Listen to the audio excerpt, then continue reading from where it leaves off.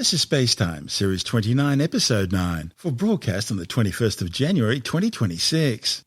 Coming up on SpaceTime, solving the mystery of the universe's little red dots, what Jupiter's now telling us about the evolution of the solar system's planets, and construction begins on Earth's largest ever gamma-ray observatory. All that and more coming up on SpaceTime. Welcome to SpaceTime with Stuart Gary.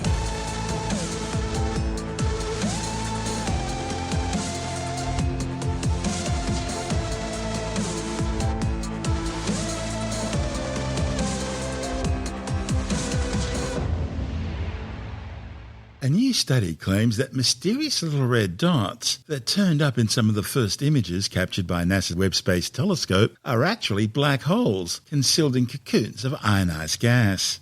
The findings, reported in the journal Nature, are providing astronomers with new clues about how the very first black holes in the universe were created. Ever since Webb began operations in 2021, astronomers have been scratching their heads trying to explain strange little red dots which were appearing among the stars and galaxies in their images. These little red dots can be seen when the universe was only several 100 million years old. And 1 billion years later, they all seem to have disappeared. So, what are they? Should we say, what were they? Some scientists argued that they were probably massive galaxies, powerful enough for Webb to detect them 13 billion years later. But that hypothesis doesn't fit well with how long these galaxies took to evolve following the Big Bang 13.8 billion years ago. Now, after 2 years of continuous analysis, astronomers at the Niels Bohr Institute's Cosmic Dawn Center have shown that these little red dots are actually young black holes, 100 times less massive than previously believed, and shrouded in highly ionized cocoons of gas, which they're in the process of consuming in order to grow larger. This feeding process generates enormous amounts of heat and radiation, which shines through the cocoon. One of the study's authors, Darrell Watson, says this radiation through the cocoon is what's giving the little red dots their unique red colour. Watson says they're far less massive than previously believed, so scientists don't need to develop any new types of hypotheses to try and explain them. Mind you, although they're generated by some of the smallest supermassive black holes ever discovered, they're still fairly massive, weighing up to 10 million times that of the Sun, with diameters of tens of millions of kilometres. The centre of our own galaxy, the Milky Way, also contains a supermassive black hole, but it's relatively small, some 4.3 million times the mass of the Sun. Black holes grow by consuming everything in their vicinity, but because the black hole's event horizon, that's the point of no return, is relatively small, the infalling material first has to form an accretion disk around the black hole, where it's crushed and torn apart at the atomic level, in the process releasing vast amounts of energy that shine brightly across the cosmos. Now, while much of this material will eventually pass beyond the event horizon, falling forever into the black hole's singularity, a place of infinite density and zero volume where science's understanding of the laws of physics break down, some of the matter in the black hole's accretion disk is blown back out into space along the black hole's magnetic field lines, shooting out perpendicular to the accretion disk, in the process forming powerful superluminal jets which can be seen across the universe. Here on Earth, we see them as quasars, active galactic nuclei, and blazars. Black holes and their roles in the universe are still shrouded in mystery. The new discovery, therefore, is shedding some new light on the early development of black holes, and it provides some of the answers to just how 700 million years after the Big Bang there could already be supermassive black holes with masses up to 1 billion times greater than that of our Sun. And the dense cocoons of highly ionized gas around them is what's providing them with the fuel they need to grow. This is SpaceTime. Still to come, what Jupiter's now telling us about the evolution of the solar system's planets, and construction now underway on what will be the Earth's largest gamma-ray telescope. All that and more still to come on SpaceTime.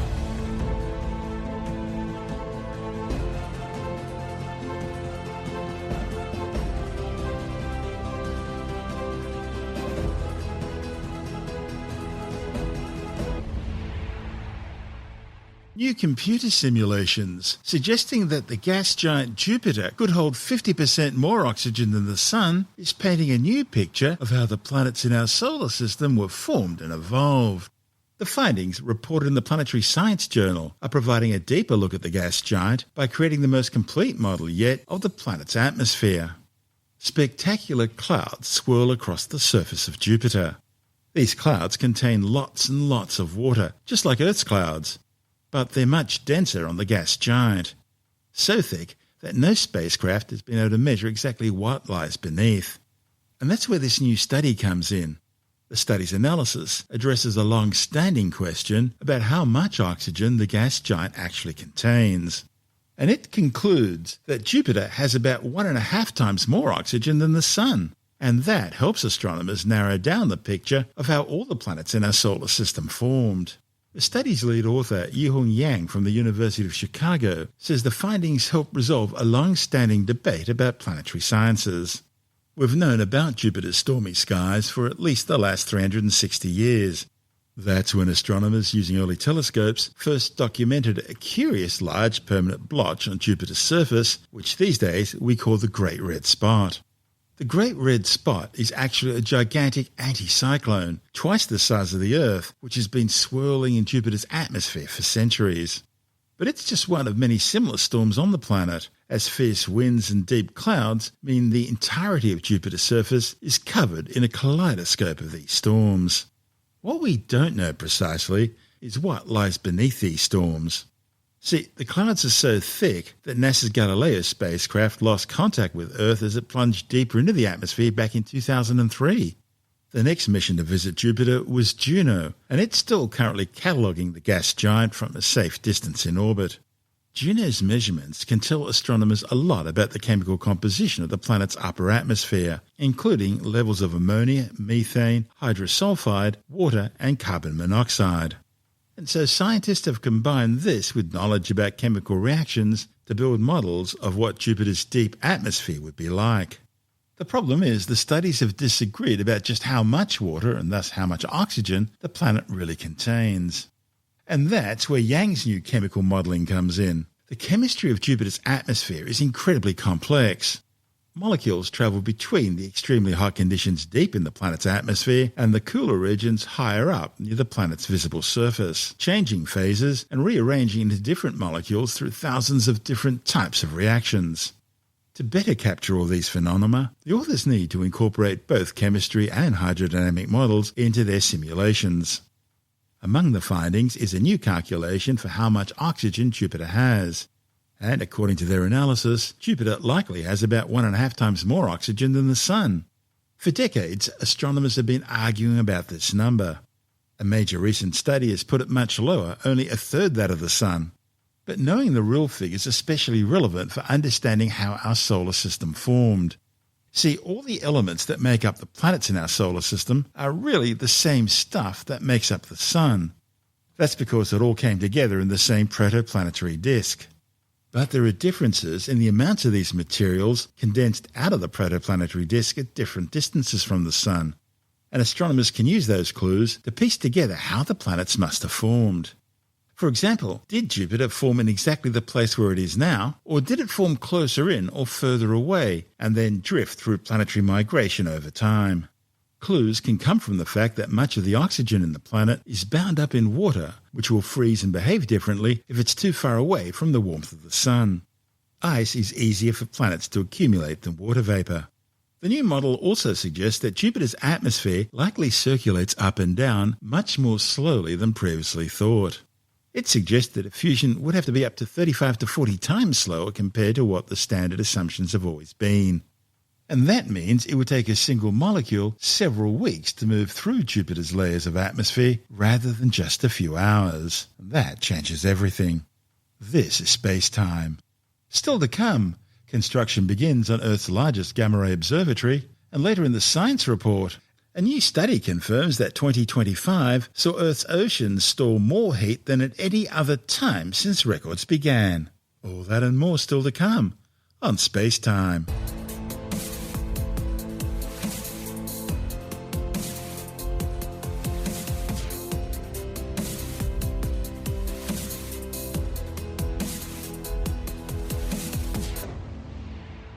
Engineers have begun construction on what will be the largest gamma-ray telescope ever built. The new Cherenkov Telescope Array Observatory, which is being assembled at the European Southern Observatory's Parnell site in Chile's Atacama High Desert, will be the Southern Hemisphere's counterpart to an identical facility located at La Palma on the Canary Islands. Together, they'll form the largest and most powerful gamma-ray telescope ever built. The Northern Array at La Palma is designed to study extragalactic objects at the lowest possible energies, while the new Southern Array, now under construction, will cover the full energy range and concentrate on galactic sources. Astronomers say the first telescopes of the Southern Array should be deployed by the end of this year. The observatory will transform science's understanding of the universe, opening a new window into some of the most energetic phenomena in the cosmos. The Cherenkov Telescope Array Observatory is designed to detect very high-energy gamma rays emitted by the most violent and powerful events: black holes, supernova explosions, the merger of stars, and gamma-ray bursts. It'll comprise over 60 telescopes across the two sites in Northern and Southern Hemisphere, giving a total collection area of over 1 million square metres. The southern site alone will have more than 50 telescopes, designed to capture a broad energy range from 20 gigaelectron volts up to 300 teraelectron volts. That's billions of times more energetic than visible light. The observatory will detect high-energy radiation with unprecedented accuracy and precision, far outstripping current gamma-ray telescopes. When an energetic gamma-ray photon hits the Earth's atmosphere, it produces a cascade of particles that cause the emission of what's known as Cherenkov radiation, a characteristic faint blue visible flash of light. Now, this flash only lasts a few billionths of a second, so it needs to be imaged with super-fast and sensitive cameras, with telescopes of enormous light-gathering power operating under pristine dark skies. By pinpointing the sources of these gamma rays, the observatory will provide deeper insights than ever before into the most extreme events and objects in the universe, focusing on key areas like understanding the origin and role of relativistic cosmic ray particles, probing extreme environments such as black holes and neutron stars, and exploring the very frontiers of physics by searching for that mysterious unknown substance known as dark matter. And as Susan Randall from the European Southern Observatory explains, it'll even be testing the limits of Albert Einstein's theory of general relativity. This new facility, the Cherenkov Telescope Array Observatory, or CTAO, it will observe very different things. Supernova explosions, matter being accreted by black holes, gamma-ray bursts. In short, the most energetic phenomena in the universe. These are best studied using gamma rays. The fact that gamma rays don't make it all the way down to the ground is good for us and our health, but less great when you want to observe them. And that's why the first gamma ray telescopes were space-based. So why are we now building this one here, down on Earth? For most telescopes, our atmosphere is a problem, something to be overcome. But for the CTAO, the atmosphere in a way forms part of the detector. The telescopes on the ground will detect not the gamma rays themselves, but the faint blue glow induced by them as they travel through our atmosphere faster than the speed of light. Cherenkov radiation. But wait a minute. Particles traveling faster than the speed of light? Isn't that breaking some fundamental law of physics or something? No, nothing can travel faster than light in a vacuum. But in a medium, such as the atmosphere, the speed of light is lower, meaning that it can be exceeded by highly energetic particles. Similar to a sonic boom when the speed of sound is exceeded, these faster-than-light particles can then emit a short, faint, and very blurry blue flash. This blue, visible light can be observed from the ground, but since it's so faint, it needs very clear, dark skies. That's why it's being built in the Chilean Atacama Desert and will be hosted within our Parnell Observatory. Or at least part of it will be. In order to catch gamma rays hitting both the northern and the southern skies, the CTAO will be distributed across two sites. The southern one in Chile and a northern one on the Canary Island of La Palma. It's a massive project led by an international partnership, including ESO and countries around the world. The CTAO will not just be one single telescope. It will instead consist of over 60 dishes spread across the two sites. They'll come in three sizes: small, medium, and large. But the CTAO is no interferometer like, say, ALMA. The light waves recorded by the individual telescopes will not be combined into one coherent signal. Instead, the many telescopes will be used to observe the Cherenkov flash from slightly different positions, allowing us to pinpoint its location and infer the direction and the energy of the incoming gamma ray. Because of the way the CTAO is set up, it will be able to observe a huge range of energies. The northern side will have large and medium telescopes and will be optimized to detect gamma rays with lower to medium energies, between about 20 gigaelectron volts and 5 teraelectron volts. These produce relatively faint Cherenkov flashes that are best detected with larger dishes. The southern side, on the other hand, will contain many small telescopes, spread over an area of about 3 square kilometers. They will detect the highest energy gamma rays, which produce brighter flashes but are rarer, which means they're best detected by many small telescopes. The telescopes at the CTAO south side will be able to detect gamma rays up to 300 teraelectron volts, going to much higher energies than any previous gamma ray telescope. For comparison, this is 23 times more energy than created in the most violent collision at the world's most powerful particle accelerator, CERN's Large Hadron Collider. The CTAO will allow us to explore a whole new part of the electromagnetic spectrum and enable completely new science. The CTAO will help us understand the most extreme energetic environments in the universe, like supernova remnants or supermassive black holes.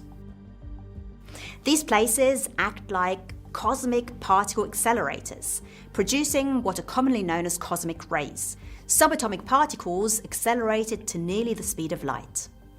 As they interact with matter, magnetic fields, or light, they produce gamma rays, which we can then observe. We also want to understand gamma ray bursts, which are believed to involve ultra-fast jets of plasma ejected from black holes, the clash of two neutron stars, or other events.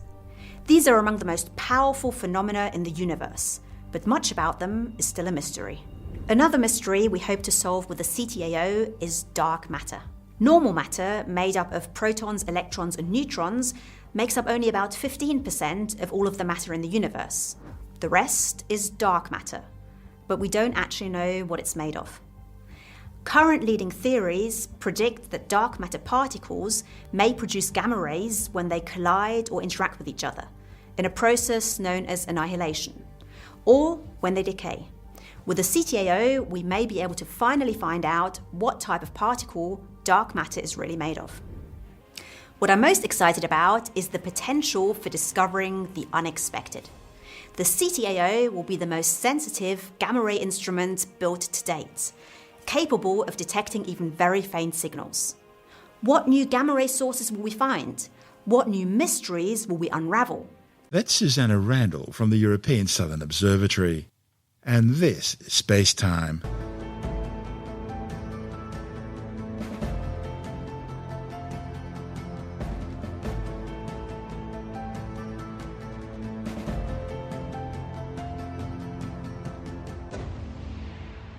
And time now to take another brief look at some of the other stories making news in science this week with a science report. A new study has confirmed that 2025 saw planet Earth's oceans store more heat than at any other time since records began. The findings, reported in the journal Advances in Atmospheric Sciences, are based on detailed scientific records of global ocean heat content and sea surface temperatures. The authors say the Southern Ocean was among the areas that had an especially warm year. They also found that overall the world's sea surface was the third warmest on record, despite cooling in 2024 due to La Niña conditions. The authors warned that warmer oceans take up more space, and that contributes to higher sea levels, and also making for more extreme weather events such as cyclones. Anthropologists have identified traces of toxic poison compounds on arrowheads which have been dated back some 60,000 years. The findings, reported in the journal Science Advances, represents the earliest evidence of poisons being used by humans. The compound, identified as bupantrine, was derived from the poison of a plant. It was identified on the arrowheads used by Paleolithic hunter-gatherers in what is now KwaZulu-Natal in southern Africa. The study's authors say the use of poisons to bring down prey shows advanced planning, strategy, and causal reasoning, suggesting that these people already had a complex understanding of the properties of various plants.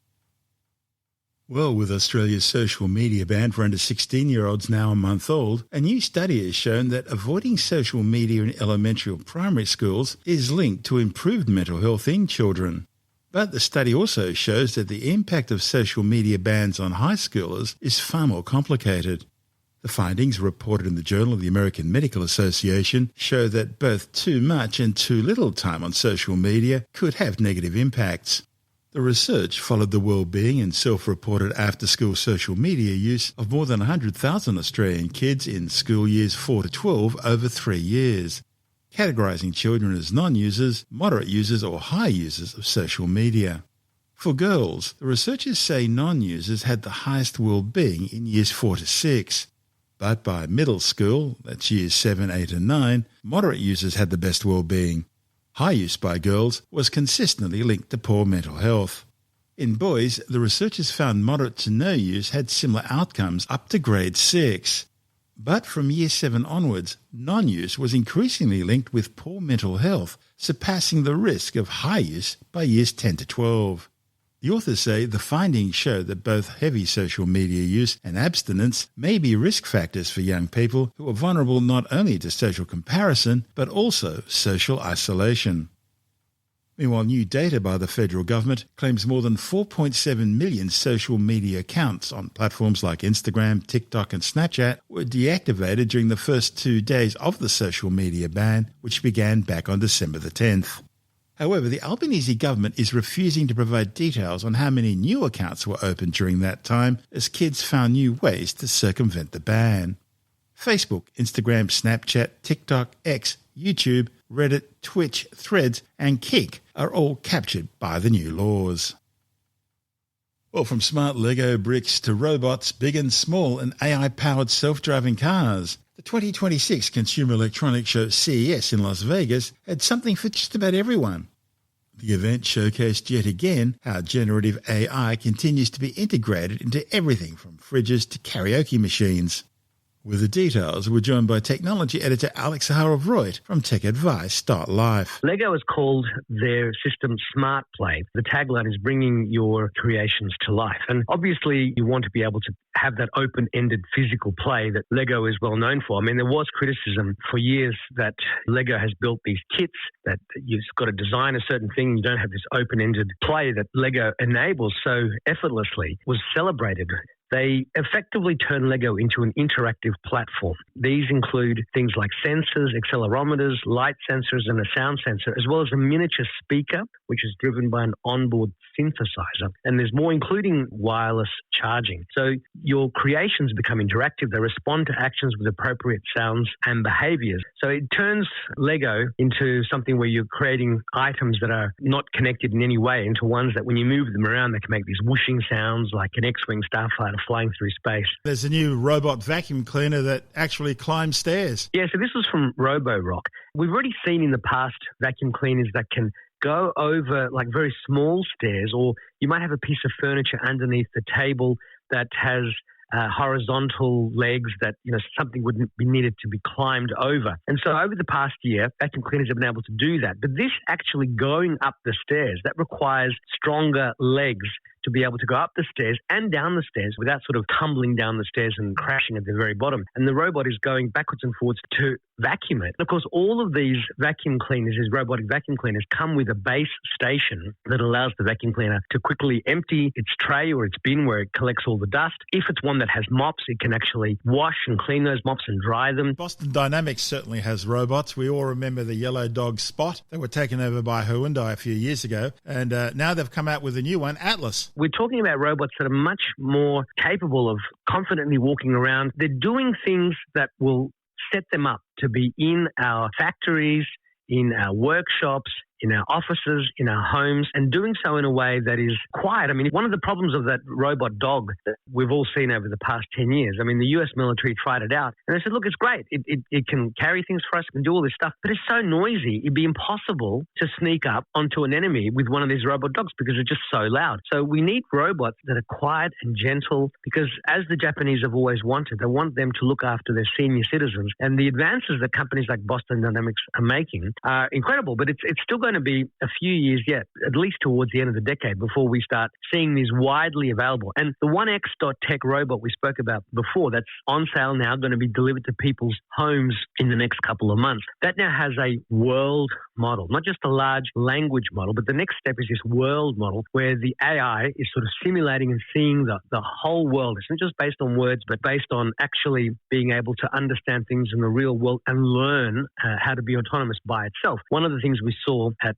CES was the presentation by Jensen Huang, the head of NVIDIA, and he explained that over the past 8 years, he has been working with one of the big German car makers to work on an autonomous car that requires no supervision. At the moment, if you buy a Tesla car, you need to have your hand nearby the steering wheel to take over at a moment's notice. But in his keynote, the section on the self-driving car showed the person with their hands on their knees the entire time. And this is like next level. It's called level 4 autonomous driving is what we're talking about. And it's going to be available this year. This half of 2026, it'll be on sale and it'll do better full self-driving than Tesla. And one of the ways they did it, they said, look, if you need to record every single type of driving incident and circumstance, I mean, it's going to be impossible to record all of that. And one of the ways that Tesla did it is that they have cameras in their cars always recording. So they had millions of hours of video. But even with millions of hours of video, you cannot capture every single instance of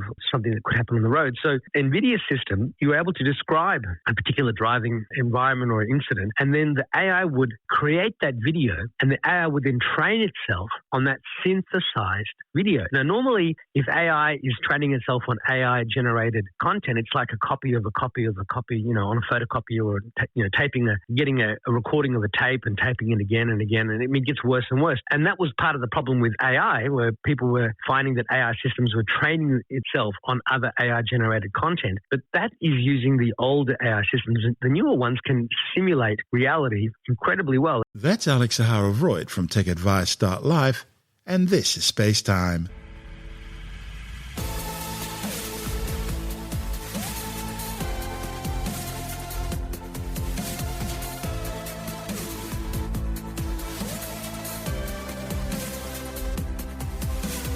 And that's the show for now. SpaceTime is available every Monday, Wednesday and Friday through Bytes.com, SoundCloud, YouTube, your favourite podcast download provider, and from spacetimewithstuartgary.com. SpaceTime's also broadcast through the National Science Foundation on Science Zone Radio and on both iHeartRadio and TuneIn Radio. And you can help to support our show by visiting the SpaceTime store for a range of promotional merchandising goodies, or by becoming a SpaceTime patron, which gives you access to triple-episode commercial-free versions of the show, as well as lots of bonus audio content which doesn't go to air, access to our exclusive Facebook group, and other rewards. Just go to spacetimewithstuartgary.com for full details. You've been listening to SpaceTime with Stuart Gary. This has been another quality podcast production from Bytes.com.